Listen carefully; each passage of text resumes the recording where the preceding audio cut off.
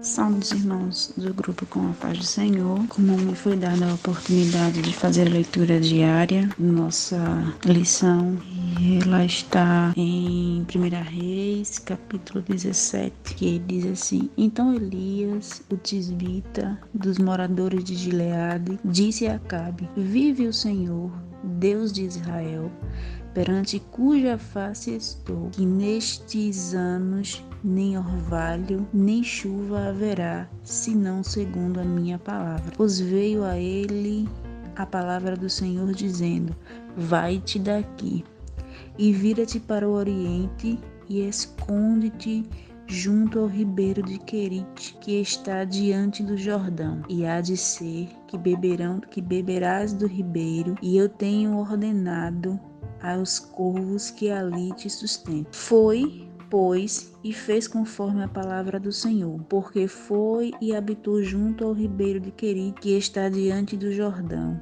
E os corvos lhe traziam pão e carne pela manhã, como também pão e carne à noite, e bebia do ribeiro. E sucedeu que, passados dias, o ribeiro se secou, porque não tinha havido chuva na terra. Então, meus irmãos, nós conhecemos essa passagem, quando a gente sabe que o rei Acabe, ele fez muitas coisas que desagradaram ao Senhor, que entristeceram ao Senhor. Ele tomou para si Jezabel como esposa, ele levantou um altar a Baal, adorou outros deuses, e ele fez tudo quanto o Senhor abominava, ou seja, ele não obedeceu àquilo que o Senhor determinava. E o Senhor, vendo isso, não se agradou.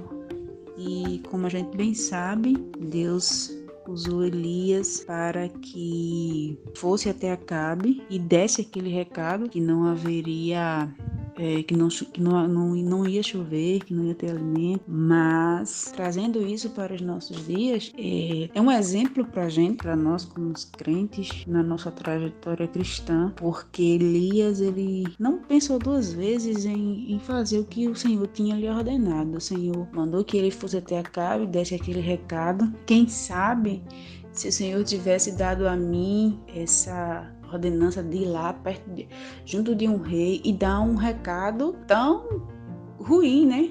Talvez eu não fosse, eu temeria, mas Elias não temeu. Ele fez justamente aquilo que o Senhor tinha ordenado, né? E depois o Senhor ainda disse que ele se retirasse de lá e fosse para o Oriente se esconder, porque a gente sabe que naquele tempo os profetas tinham que se esconder por causa de Jezabel, né? E veja como era difícil, que dureza era fazer a ordenança do Senhor, porque além dele chegar perto de um rei, né, para dar um recado tão duro, ele, depois de dar o recado, ele teria que se esconder. Veja como é difícil nós fazermos a vontade do Senhor, né? É difícil muitas vezes, mas não é impossível, porque mesmo em meio ao processo de Elias estar escondido, mas o Senhor assim falou com ele, que não faltaria pão e nem água, né? Porque o Senhor ia suprir todas as necessidades de Elias, né? E assim ele fez, ele ordenou os corvos que levassem o sustento para Elias. Então, irmãos, é uma breve reflexão que eu quero passar para os irmãos, que os irmãos tomem para si o exemplo de Elias, né? Que muitas vezes Deus ele tem ordenado para nós, tem nos dado ordenanças e que a gente teme em realizar, né, irmãos? Porque não era fácil para Elias. Muitas vezes não é fácil para nós fazermos a vontade do Senhor, porque a gente teme. Mas se eu fizer isso, vai acontecer algo assim, vai ser ruim para mim por causa disso, porque eu vou temer, porque eu não sou corajoso, muitas vezes eu não sou capaz. Deus tem tem pessoas na igreja mais capazes, com mais intelecto, com um dialeto mais perfeito, mas o Senhor não está mandando A porque tem um dialeto perfeito, não está mandando B porque tem um intelecto maior que o nosso. Ele está mandando a nós mesmos.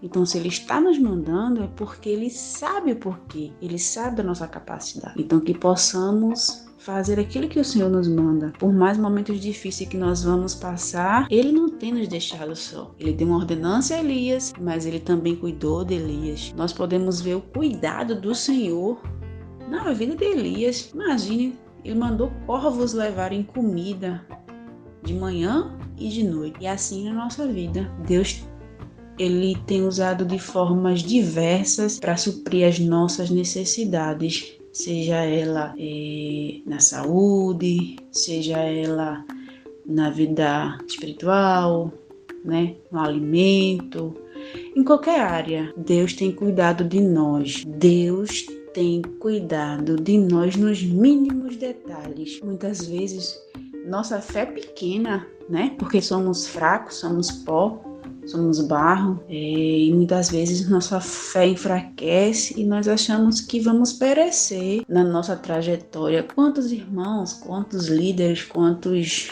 profetas do Senhor, quantos ministros, né, em sua trajetória tem em certos momentos fraquejado, dito: Senhor, não vou conseguir, não tenho mais como, não tenho forças, não tenho como fazer a tua vontade, Senhor. E o Senhor tem dito assim todos os dias: eu estou contigo, ombro a ombro, né? A gente pode ver em Isaías, no capítulo 41, em versículo 10, ele diz assim: não temas, porque eu sou contigo.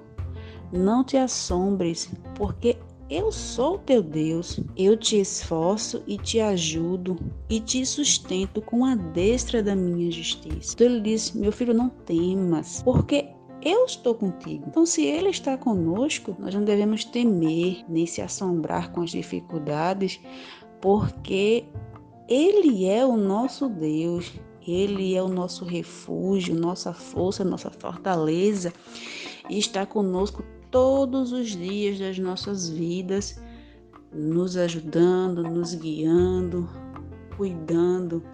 E nós podemos ver o cuidado de Deus na nossa vida constantemente, né? O que seríamos de nós sem o cuidado de Deus? E Deus, Ele é um Pai tão misericordioso, um Pai tão fiel, que Ele tem cuidado. Então, irmãos, que os irmãos possam tomar para si o exemplo de, assim como eu, o exemplo de Elias, e que possamos ser corajosos como Elias foi e acreditar no cuidado de Deus para conosco. Amém, irmãos? Peço que os irmãos continuem orando por mim, pela minha família, para Deus continuar nos abençoando. Que os irmãos fiquem na paz.